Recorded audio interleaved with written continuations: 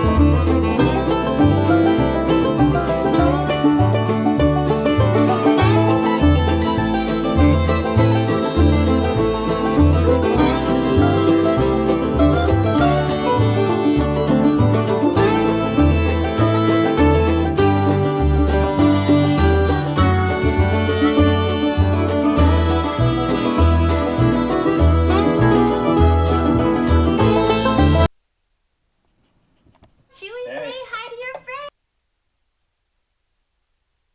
Hi,